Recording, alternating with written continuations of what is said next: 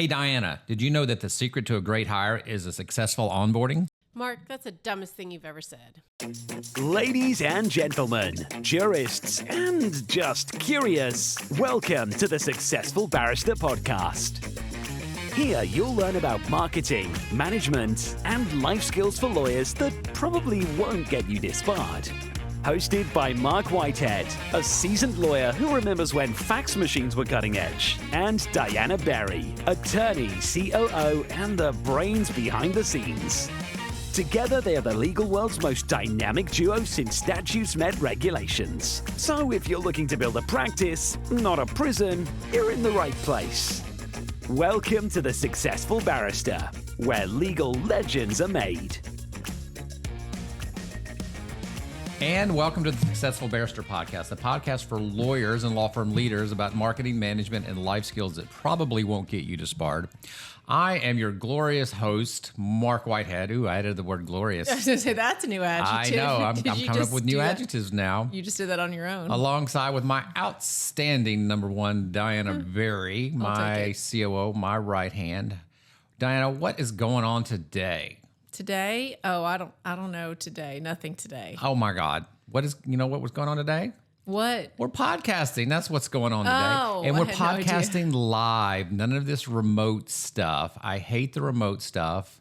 Although I think we're going remote again next week, are we not? But probably. Damn it. We kind of have this on and off again thing. We're live, then we're remote, then we're live. Your high S is not liking it? I'm not liking it. No, it's the high I in me that's not liking it, even though I don't have really much I. So Oh, you just admitted that you did. Anyway, That's all right, I am though. going to retake the disc test for those who are like, what the hell are they talking about? Oh, did you have to take it for your Atticus thing? I'm going to an Atticus couples workshop here in the next week or two with my wife, and she had to take the disc profile, so she's demanding that I retake mine since mine is 10 years old. I think that's brilliant. I love Mrs. Whitehead. So when are you going to do this? I don't know when I get some time, when I'm not totally pissed off, because that's the thing, is you have to be in a calm mood when you take this profile test, this personality profile. I just don't understand what you could be possibly upset about, Mark. You're about to I leave. was upset that we couldn't get the camera to work, okay? I can get peeved by just the littlest things. What the hell are we talking about today? Because it's not about this. Onboarding, though. I guess we both needed that little therapy session, so thank you, listeners. We're talking about onboarding. All right, onboarding. Just tell me, what does onboarding mean? Let's assume that I'm just a solo practitioner out there, doesn't have a single employee. What does this word mean? Well, if you're not to generalize, but if you're a single practitioner and you really don't know what the word onboarding means, you probably think Go get a job. Just go get a job. Well, you probably think it's just a one-day thing, and you make sure that they have an email address, and you make sure that they're in the payroll system. But it is so much more than that. So today we're going to try to make the argument that, at least just share some of our best practices and some of the things that we've learned along the way. Share some resources for you guys. For those who just still haven't picked up on the vibe, we're talking about how do we make our new hires that we spent all of this time and effort and money finding and recruiting and interviewing and paying for personality testing. And now we've hired them and they're about to start. So we have a new marketing director that's starting next week. Mm-hmm. So good example that we can use. But how do we onboard this new marketing director so that she launches and is successful and is a great hire and will work for me for the next 20 years and make me a lot of money, as opposed to the crappy hires that we have had in the past, which have flamed out in like 2 weeks. Well, so you brought up a lot there, Mark. And so I think since this is my outline, I'm going to do one little asterisk for the listener because, I love my asterisks and I don't want to mislead anyone. The outline and what we're going to cover in today's podcast really discusses how we onboard generally. How we onboard for leadership and management roles varies, I would say, fairly significantly because of the different things, but we'll compare and contrast a little bit throughout the outline. So it won't be marketing director specific, but I think that we can still share some nuggets. Okay. Well, she raised a point right there. So how you onboard, say, a a staff person, A case manager is case manager. completely different than how you're going to onboard your marketing director. The access that you give them, the things that you're going to, the cross-departmental training that you're going to give them access to. It's just going to be a little bit different than by position, and it should be customizable by each department or by each position in your firm. Okay. The other thing that I wanted to make sure that I mentioned is that since the Hey Diana was also my idea, is that my thesis is that it doesn't matter how good of a potential or how good your hire may be, if your onboarding is weak, inconsistent, or unplanned, then your hire will inherently be unsuccessful. So I just want to make sure that's my thesis. Okay. So, I see written down here in your outline the question, why is onboarding so important? Why is it so important, Mark? I'm just throwing you a bone. So, Well, so I did find a statistic when I was preparing for this that somewhere out there, somebody says that 20% of new hires leave within the first 45 days and a third will leave within 90 days. So obviously this type of turnover, when you're already filling a hole, so you already had turnover. did you just make up that stat? No, sir. But I'm sure somebody somewhere might have. I don't know how you even came up with It that. doesn't really matter. It makes the point whether Absolutely. it's true or not. I think, what they say, 98% of all stats are made up, in Especially the in moment. this AI world, I think. I think so too. I think But I think that the point, though, is that if you don't onboard your person correctly, they will stay and not be they'll not be a contributing member of your team, or they will leave, which will result in more turnover, probably a lot of dissatisfaction, maybe from your HR team who spent a lot of time trying to find you that perfect candidate. So it's costly, it's disruptive, and in my opinion, completely preventable. okay. So how do we prevent? Well, so we're going to talk a little bit about how we do it here at Marc Whitehead and Associates. I'm going to call it the Marc Whitehead way, as much as you don't like that. The Marc Whitehead way. TM. Ooh, let's TM the shit out of that. We should.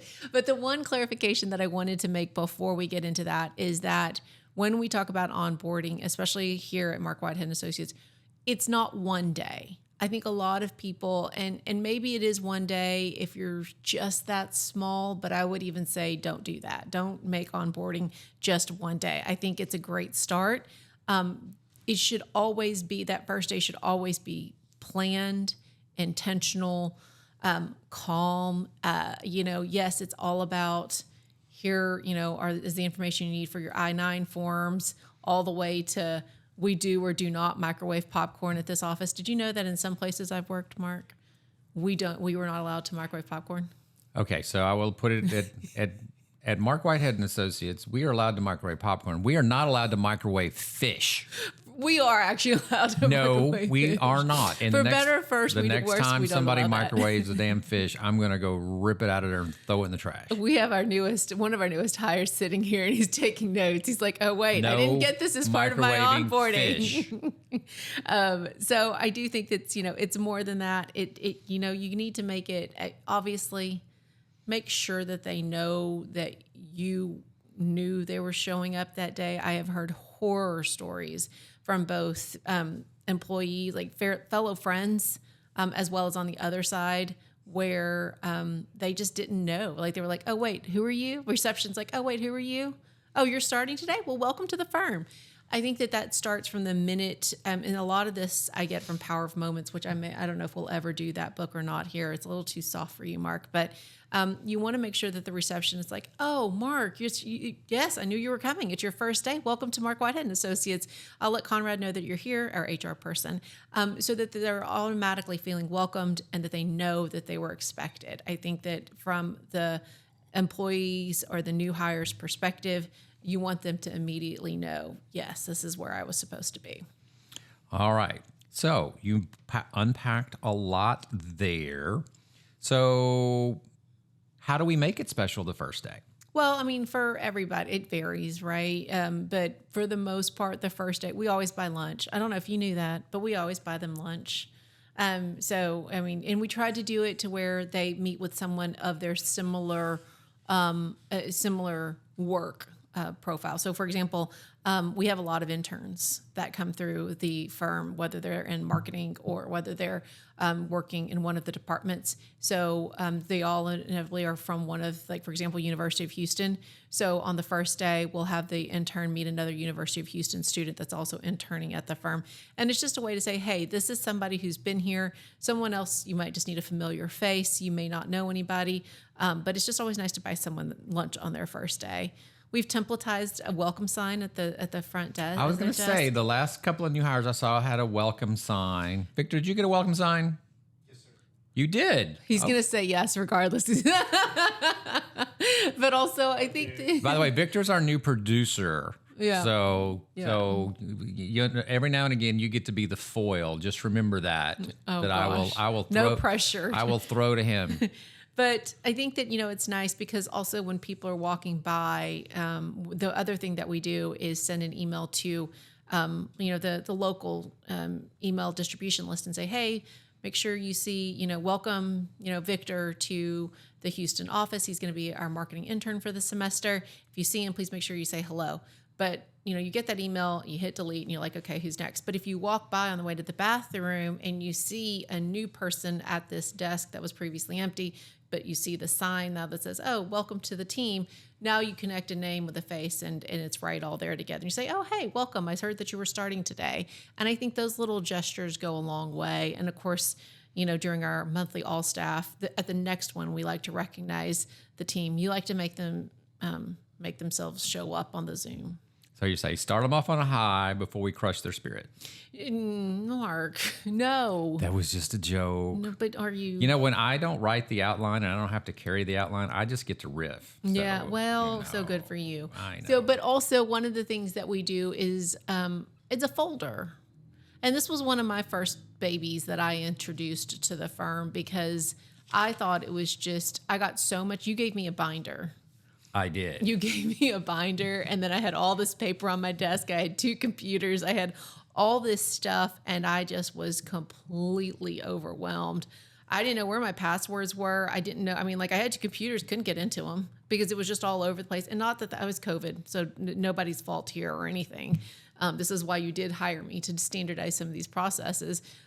So now we have a folder with the Marc Whitehead logo on the front of it usually, and you get a sheet where it clearly says, these are your passwords. This is your Office 365 passwords. This is what you will need to log into the computer. This is, your Litify password. This is what you need for case management. Dial pad. Oh, dial pad means phone. We get used to using... I didn't know that. See, well, and we'll talk a little bit about using lingo when you're onboarding and why I consider that kind of a no-no. So, it's just very structured. I know I use that word a lot on this podcast, but the way that we onboard here at Marc Whitehead Associates, it is very structured. It's more than one day. You try to, yes, give them a lot of good, feel-good moments, especially on that first day. Okay. All right. So when we come back, you're going to lead us through the Marc Whitehead way. Or you may, since it's named after you. Oh, I might. No, I'm just gonna let you lead, and I'll jump in and riff when I see it. But of course, I will probably jump in right at the very beginning, so because that's just the way. That is the Marc Whitehead way. All right, we'll be right back. This podcast is sponsored by Marc Whitehead Associates, a national disability benefits law firm. Marc Whitehead runs a firm of over 60 dedicated people whose mission is to make a difference in the lives of our injured and disabled clients. Marc represents disabled claimants in Social Security disability, private disability insurance, and veterans disability claims in all 50 states. Marc Whitehead is double board certified in both Social Security disability law and personal injury trial law. Marc has litigated disability cases in over 40 states and counting and can help your clients too. Stop throwing your phone calls away. Call Marc Whitehead at 701-VIP-LEAD. That's 701-VIP-LEAD. Or visit our website at disabilitydenials.com. Referral fees are paid in all jurisdictions where it is permitted. Refer us your disability cases today and know that your clients will be in good hands. And we're back. So I noticed, I'm going to jump into the Whitehead way right from the beginning. So, okay. Because I've noticed here on your podcast outline that we prepared, we didn't talk about the one thing that I actually am involved with, which is giving the speech. That was air quotes. I just put up air quotes. The speech. Mark. Yes, ma'am. Okay, guys, we're going to take a little detour. When I sat down at this table, Mark said that he loved my outline. I did. But you clearly But didn't. then she started asking me about fish. But your speech is down here. Oh. Anyway, This is how I know Mark was just trying to make me feel good before this podcast, guys. So that's okay. Yes, tell them about the speech. Okay. So this is my responsibility. And I do not believe as leader of the firm that I can delegate this to anyone else. So hopefully on the first day, or at least by the first week, depending, I will sit down with all employees and I will loosely go through what I call the speech. What it is a core values orientation. So I will go through the purpose of the firm, the 5-year vision of the firm, and then I will go through our 6 core values. And I will go through them in great detail. Now, when I first started this, I took an hour and a half. And I went through this long form, and I went through each of our core values and what the definition was. And then over the years, I've compiled the list of things that I have seen as examples of this core value in action. In other words, these are representative of a particular core value. And then I have a counter list of things where I've seen people that were not following this particular core value. So I go through positive examples, and I go through negative examples of each one. I will say that I have now shortened that up a bit to about 35, 40 minutes. Victor, how long did yours last? It was about 40 minutes. It was about 40 minutes. And I will go through it in a briefer form, and then I will give the form with all of the pluses and minuses, the good examples and the bad examples. Like, you have 24 hours to read this. And at the end of it, you have to sign it and give me a copy. You keep the original, or vice versa, or something like that. But this is the standard that you're going to be held by while you're here. And it's got nothing to do with passwords. It's got nothing to do with any of the nitty-gritties or the W-9s or anything like that. It is simply talking about our core values, of integrity, of teamwork, of communication, of health and wellness, and all of the core values that we hold dear at this firm. And I try to instill that at the very beginning because, number one, it's a very positive thing for the person. It should, if I do a good job and present this in a positive light, which I think I do. Did I do a good job, Victor? Phenomenal. Yes. What else is he going to say? He walked. Yeah, really. Victor, Victor's going to agree with anything I have to say, aren't you? Just nod your head. You're just going to agree with anything I have to say. Yeah, I knew he would. Okay. Point being, is it's a very positive experience because I don't know how many times people have walked into jobs where, it's everything is negative and people are grumpy and people are unhappy and they walk into this doom and gloom place like, what the hell did I sign up for? So you don't want that. You want to, put the best foot forward for your firm. You're still recruiting, even though they've already accepted the job. You want them, not only now they've taken the job, you want them to stay. So you want to show that the firm is guided by a set of core values and, that you're serious about it. Yep. And so I'm mentally reordering my outline because, yes, Mark, I had actually mentioned your speech. Oh, did I not read that far down the outline? You did not, because it's totally. Well, it should have been the first thing in your outline. But it's messing with my order. So all that to say that I think you're completely right about it, about making sure that they have a lot of those feel-good moments. We have tried very hard to make sure that we discuss our core values in the interview process. What are your core values is one of my favorite questions in first or second interviewed. And then we talk about some of ours. And then so when they get here, this is just a continuation of that same theme, that we live by our core values. You're hireable and you're fireable based on our core values at Marc Whitehead Associates. And that wasn't just some recruiting talk while you were there, when we were interviewing each other.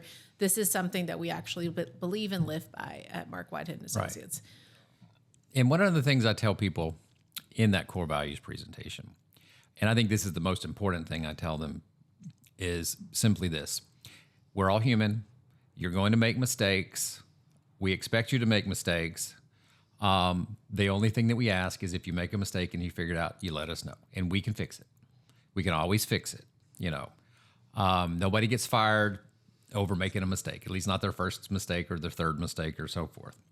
And it's kind of puts people at ease because I think people are a little jittery when they first start. They don't want to screw up. I'm like, oh my God, especially people who've come over from legal, who've come over from a different industry, who've never been in legal before. I try to reassure them like, nobody's going to die here. We're not doing brain surgery. A screw up is not going to kill anybody. The worst thing we could do is blow a statute of limitations. And if you're a new employee, you're not going to be dealing with statute of limitations anyway. So, everything is fixable. Relax. It's okay to ask questions. Don't be afraid to ask questions. And you try to put people at ease. Like, okay, I'm in a good environment here. I'm in an environment, a tolerant environment, a place where I can kind of grow. It's okay to make mistakes. So I try to put people at ease when they first start. Right, Victor? I put you at ease, right? Yes, sir. Okay, see, you gave me 2 thumbs up.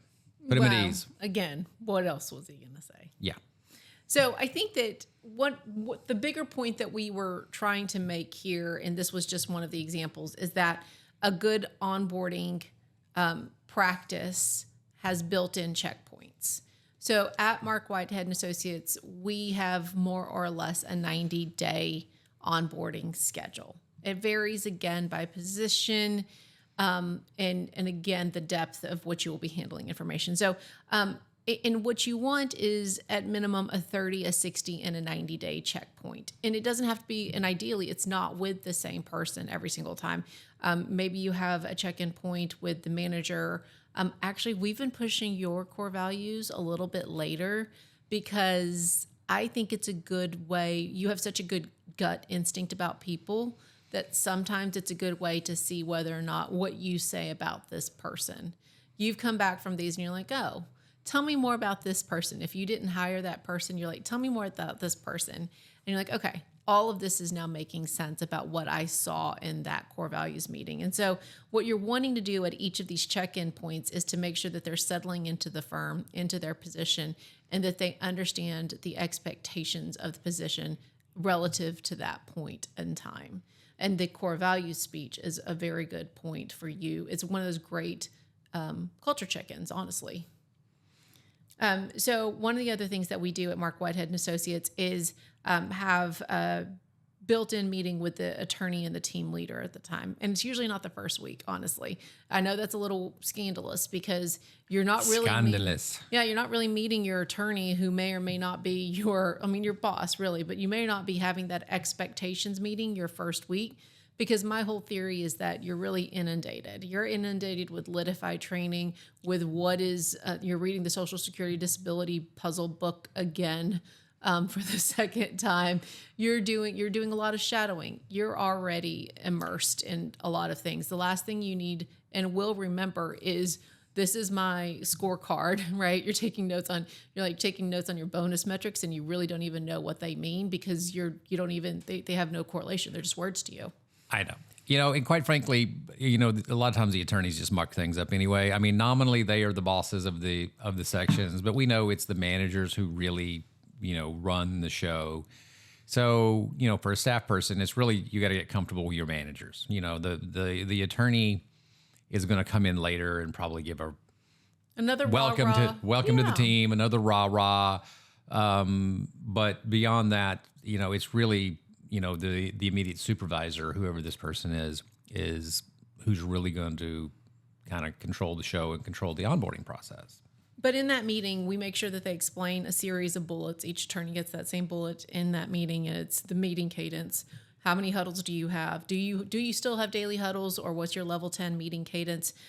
What's your bonus structure? What are your KPIs if those two things are different? Team culture expectations, like are you on teams or are you not on teams? And all of the other expectations of the position. And so those are really good. It's a really good opportunity to understand to get to manager. And again, another one of those great check-in points to see for everyone to say, hey, does this person fit in? And are they getting, when I say OHO file. Do they know what they know what I mean? Yeah, what is an OHO file? I didn't ask you. You were supposed to know that question, Mark. Why? What is an OHO file? I don't know. See, they were ODAR files when I was still here. Okay, They changed it. So. We've already lost all our listeners now trying to get into technicalities of SSA.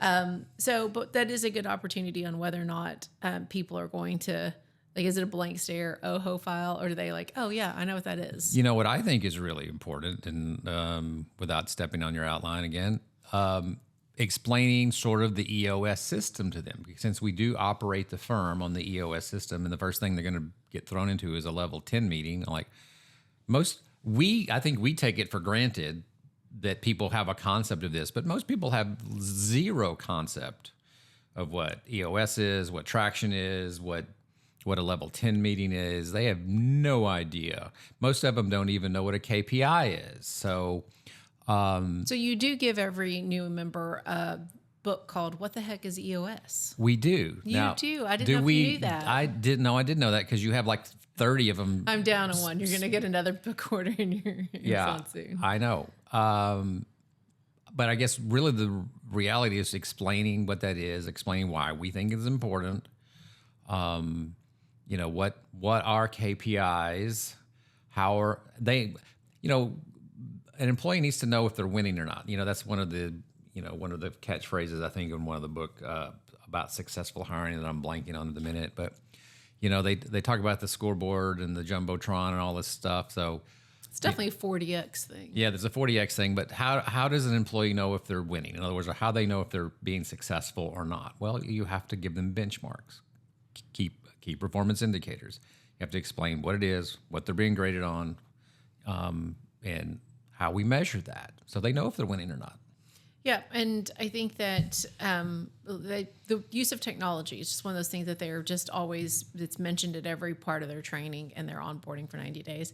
Building in checkpoints, I think, is even more important for remote and hybrid team members. And so a lot of this will work for if you have a largely remote or a largely hybrid staff. But I think that you might need to adapt it if, what we're talking about today, you might need to adapt it for if that's true for you. So what does a checkpoint look like?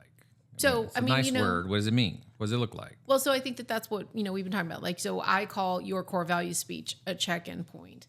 You'll notice I always ask you, how did it go? What did you think about this person? Because I'm looking, like, what was your gut instinct telling you? And it's if you don't have any hard red because flags, nobody says anything. Well, I think that has more to do with you than...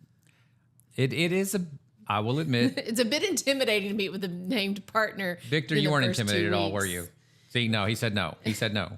And then the meetings with the attorney and the team leads, another check-in point. And then, one of the other things that I think is a good check-in point that I've heard about, we have some remote team members and some hybrid, and we haven't done this yet with them, but it's something that I'd like to do one day, is create like an onboarding buddy system.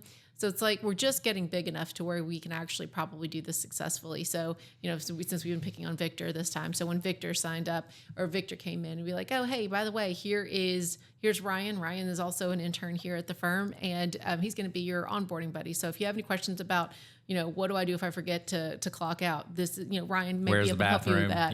Yeah, no, absolutely. I flooded the bathroom. How do I fix Mark. it? So who do I call? It's just one of those things that, having an onboarding, I think, helps you. And other firms I've heard have done it to where that onboarding buddy actually walks you from meeting to meeting.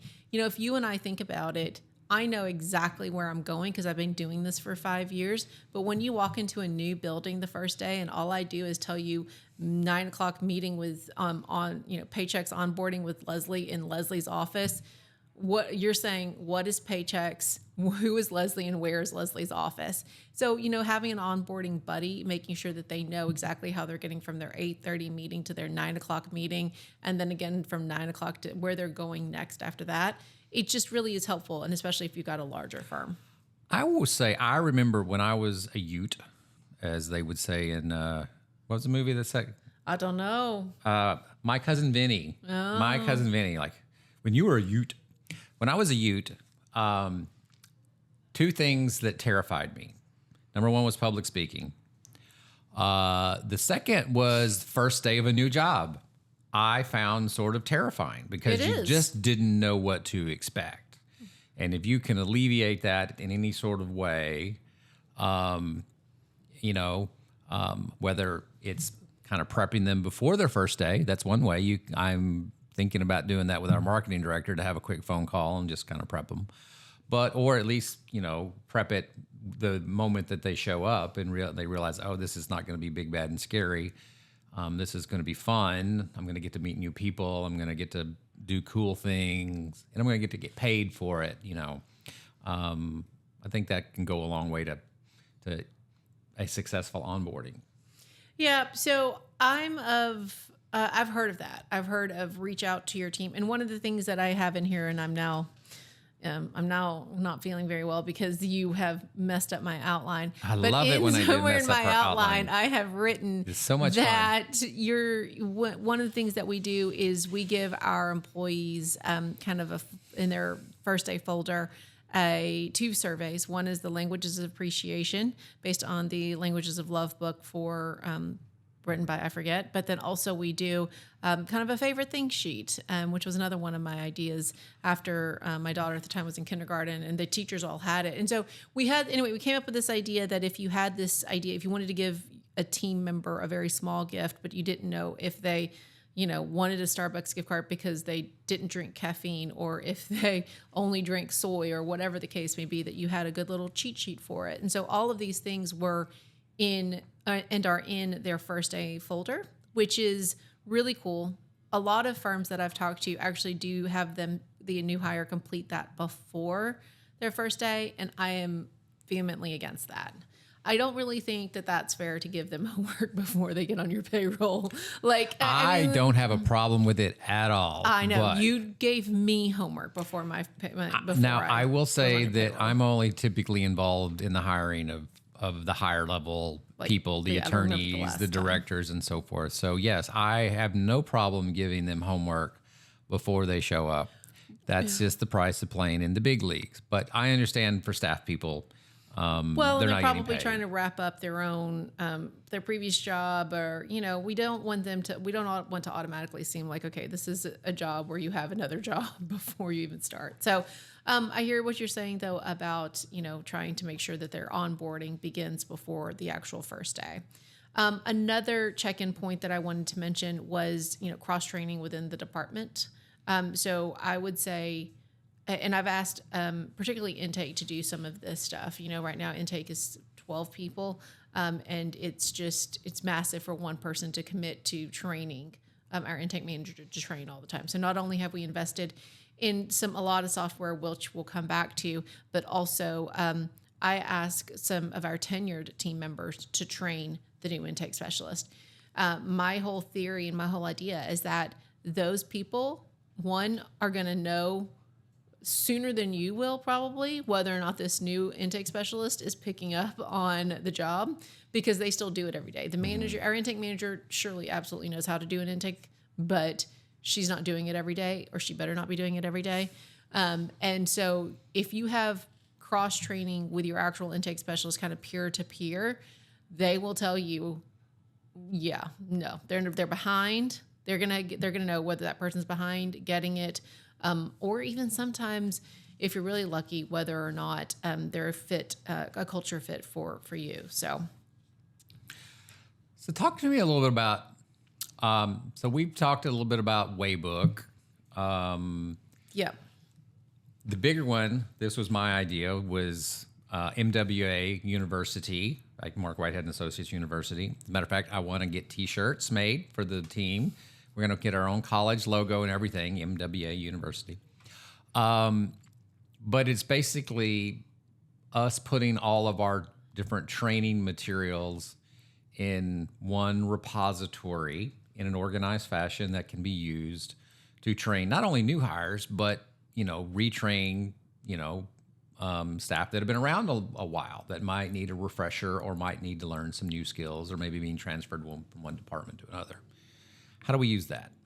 So what you're talking about now, so we've switched a little bit to the actual nuts and bolts of how we onboard. So it's nice to say build in checkpoints for 30, 60, 90. And immediately when people used to tell me this, I'd be like, okay, but what are you doing for 30, 60, and 90 days? Like, this sounds great, but what? You know, what does it look like? And so before we had Waybook, we just had Looms. And so Waybook is a software. I don't know what a Loom is. What's a Loom? Well, so Waybook, to answer your first question, is a platform online. It's cloud-based, and it's a training software. It has, depending on the level of subscription that you have, has AI tests. It'll generate tests for you based on the material that you give it, and it'll assess how the team member is understanding the information that you've asked them to read.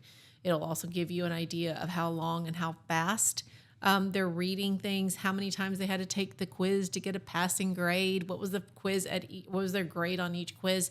And so it's really taking what we've been doing already, but really kind of standardizing the training, because at the point that we're at now, if you train case manager A and then, 2 weeks later, because we had to hire someone else again, you're going to train case manager B. What I don't want is our team leader sitting down with them and losing 3 days of productivity on either their own caseload or the strategic projects we asked them to complete because they're training. And that's what was happening all over our firm. And what was happening even worse is that it wasn't the same every single time, because it's obviously impossible to do that. You have to get consistency in training. Well, 100% needs to be consistency. well documented. Well, I mean, no one's going to teach it the same way twice. But you know what can? Computers. So Looms, to answer your second question, are screen recordings. You also pay a little bit more for the longer screen recordings, Mark. But it's like, this is how I file an application. This is how I do an onboarding call. This is how I complete this task. And it's literally recording you doing the screen clicks, because it's one thing to have a procedure manual, which we also have, which is to open Litify, click on matters, find clients matter. Like, it's one thing to have the step-by-step, but it's another thing. Yes, it's the keystrokes. It's another thing to say, okay, I'm going into Marc Whitehead's client matter page and I'm going to file his application now. So I'm going to open Marc Whitehead's page and it's literally showing me where to do it on screen. The Steve McQueen. The Steve McQueen. Yeah. Steve McQueen, for those who can't remember, great actor. Gone way too soon. Oh, by the way, rest in peace, Robert Redford just passed away yesterday. One of my favorite actors. So Steve McQueen is our dummy file. Yes, he is. It is. Everybody trains on Steve McQueen. It is a good one to have because you can't mess it up. It goes to my cell phone number, my email address. It is absolutely foolproof. I'm the one that gets the test. So you're Steve McQueen. I am Steve McQueen for this firm. So that's Waybook, and I highly recommend it. Other firms that I've heard of use Trainual. As well as Scribed, I think, is another one. Scribed is one, yes. So we examined all three platforms and obviously decided to go with Waybook. And so, one of the other things that I would recommend for onboarding that I have kind of really hammered into our new HR team member is to mix up the media. I know this is crazy, but mix up the media. I think it's so hard. In other words, not stare at the same thing over and over again. Exactly. Bounce, let your eyes rest and bounce to something else. And allow people to do that, because I remember you may not actually know this, but my first week, and it was obviously COVID, so there were 5 of us in there, but I was in my office and you would assign me all this Litify training, which everybody has to do. But at the time, especially, it was just click on every single module and listen to it and complete it. And that's all I had to do. And you walk by one afternoon, 4:00, the sun's beaming in my office. And I'm I think I was nodding off. My head was probably falling down. You're like, hey, how's it going? I'm like, oh, it's great. I'm like, oh gosh, was I asleep when he was doing that? Because and it's just, you don't want somebody to feel okay, this is all I have to do is watch 8 hours of video for the next, that's literally all I'm going to do when I walk in today is complete these little modules that you assigned to me. It's the worst. And so we do try, you're going to be doing everything from watching Marc's YouTube videos to reading Marc's disability book that he wrote to, yes, doing some Litify training videos, Waybook quizzes, I think you need to mix in human interaction in there too. Like just sitting in-person shadowing. Yes, Absolutely. in-person stuff. So what I have heard from some of my employees and heard elsewhere is that it is not uncommon for, say, a staff person, say a case manager, to get hired by a law firm and immediately get thrown into the fire on day one. We, I hope, don't do that. We absolutely do not. We absolutely do not. How long is it typically, say, I'm going to give you, say, for an example, a case manager that comes on board. How long do we train that person before we even let them get involved and touch a file? Well, I mean, it depends. A client contact or like touch a file? Well, I mean, actually, to be responsible for a file. Oh, gosh. They don't get their own caseload, minimum 30, 45 days, like minimum. So a case manager comes on with us. It's a month and a half before we actually start trying to get some productivity out of them. We will train them for a month or so. We do have at least, and yes, and it varies. Depending on, obviously, did you move up in the organization? So did you start out as a junior? Well, yeah, I'm talking about a new hire. Yeah. But also, so we'll also try to stage them in. So, you get a brand new client. So you may have one client on day 45 and you're not given like 300 cases or how many ever the first day. We also have a very niche practice. So you're not taking, it's very hard to understand, what is a grid rule or, the different rules. And so we absolutely do not allow client contact on day one. I don't think it's smart to drop someone in the deep end. I think that the Harvard Business Review article that I read preparing for this podcast was to dose information gradually, was the way that they said that. And I love that. It's like, make sure that you're not trying to just give everything to them one at a time, or like on the first day, or even in the first week. Like, your onboarding should not be one day. It should not be 1 week.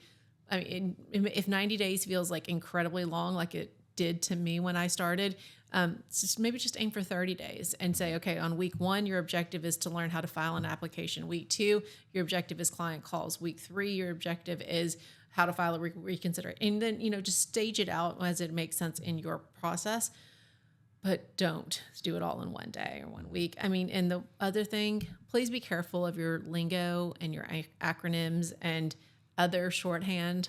I tell this story and you're going to be a little embarrassed, but that's okay, Mark. You guys walked around saying ENIAC, my first 2 weeks here.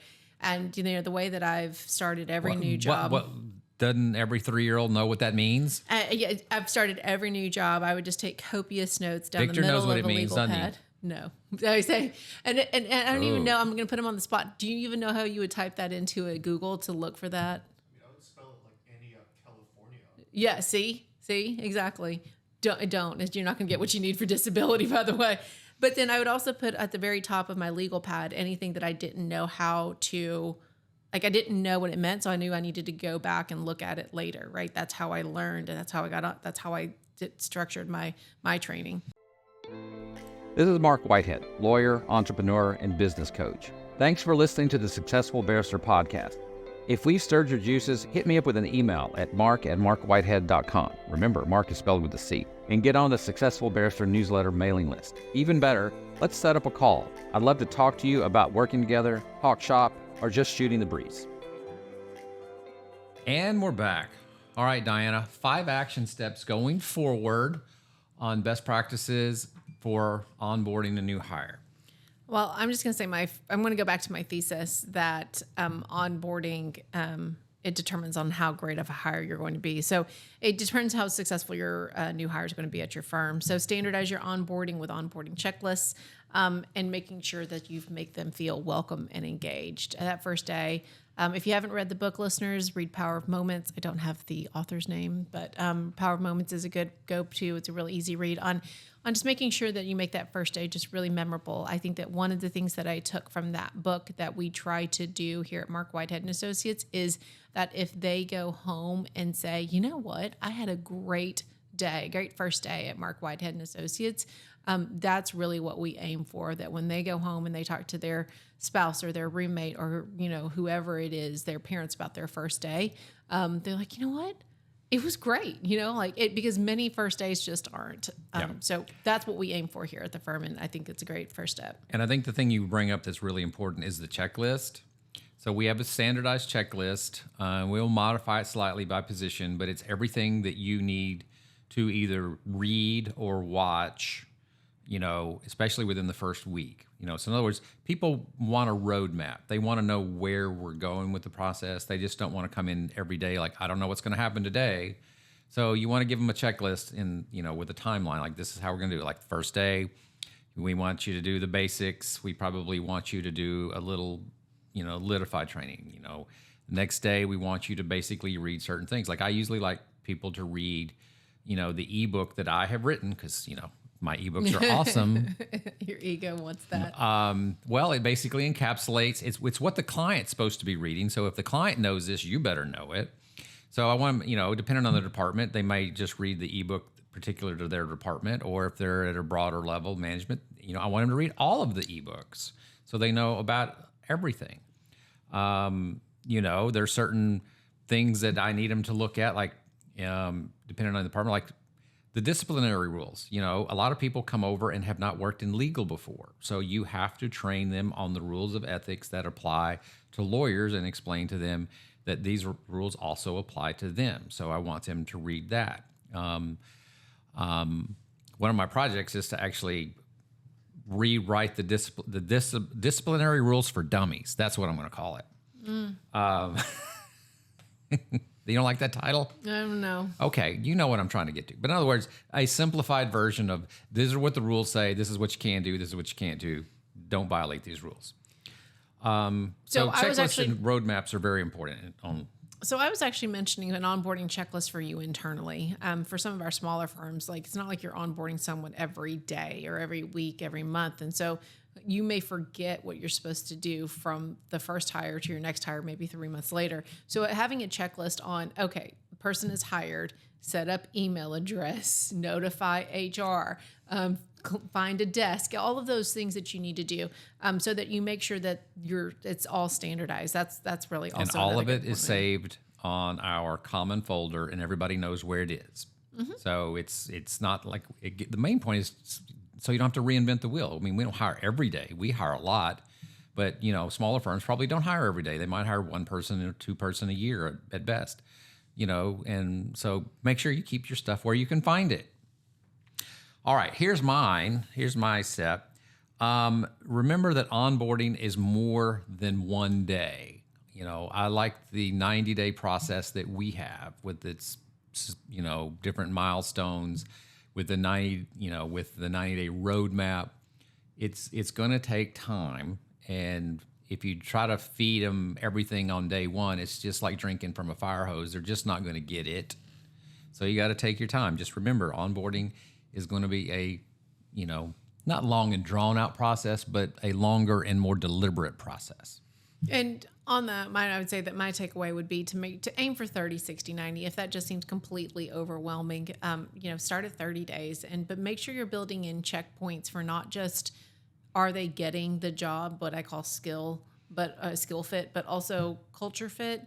In this day and age, I think that culture fit is, we're a service business. It is the most important thing. When we go to Atticus and talk to our Attic cousins, when we go to Pilma and we talk to our Pilma people, it's not that people don't understand how to do the job. I mean, we just have too many things now, from Grammarly to, even ChatGPT, how do I write a letter, to whatever, training modules. It's really, this person is just toxic and I don't know how to get rid of them. And so make sure you make that call, or just build in checkpoints during the 90-day process so that you're assessing that throughout the onboarding. Right. All right. So my next tip is use technology to get real data on whether your employees are getting it. Your Loom videos, your Waybook that we're using, Trainial, I forget the third one we talked about. One of the key things about these mechanisms, the way we use Waybook, is we put all of this, what I would call curriculum training material, in an orderly fashion. And this is the cool thing with AI, is like it will create a multiple choice test So you can test your people, give them a little quiz at the end of each module and ask them questions, because you're gauging whether they actually got it, whether they understood it. And if they don't pass the test, they have to go back and reread it or rewatch it, and then they have to take the test again. And I suppose you could get variations on the second test and the third test and the fourth test. I'm not quite sure if we do that. They mix up the answers. They mix up the answers so they can't get it. But the point being is you want to have some verification mechanism that they actually understood what they supposedly read. So this is, the use of AI in these tools like Waybook, I think is just really, really cool. I like it. Oh, and I had the last one too. Well, I'm going to go back to the basic premise is, choose wisely. Hire slow, fire fast. This is the book written by Mark Powers and Sean McNallis from Atticus that we tout a lot. But the system is basically hire slow. In other words, be deliberate, take your time, vet them properly, multiple interviews, interview them on things like core values and culture, interview them on things like skills and skill set. You can do skills testing. We have done skills testing in the past. I don't think we've done it lately, but you certainly can do some skills testing. You can do personality testing, but take your time, take the effort to get the right person, and then fire fast. If for some reason you make a mistake, pull off the Band-Aid really, really quickly. Don't let them hang around. Don't let them infect your culture. Don't let them drag the rest of the team down. But obviously do what you can on the front end to try to minimize that. Again, don't be afraid to admit you made a mistake. If it's just not working, it's not working. Do the Woody woof woof thing. Mickey is somewhere cringing. Mickey is totally cringing, and I'm not even sure that part made the first part of the second part of the podcast, but we'll find out. And with that, I think we're out of time. Getting the high sign that we got to go. So I want to thank everybody for listening to the Successful Barrister podcast, where legal legends are made. I want to remind everybody, send me an email, marc@marcwhitehead.com. Marc is spelled with a C. If you want to talk about things, if you just want to shoot the breeze, if you want to get on our mailing list for the printed version of the Successful Barrister, the award-winning, not really, newsletter that we put out 6 times a year. It should be. It should be. It should be. Anyway, and visit us at successfulbarrister.com. Make sure that you give us a review. We love 5-star reviews. So give us a rating wherever you get your podcast. And remember to visit our sponsor, Marc Whitehead Associates, at www.disabilitydenials.com. Marc Whitehead Associates, a national disability law firm. And with that, we're out of here. Bye.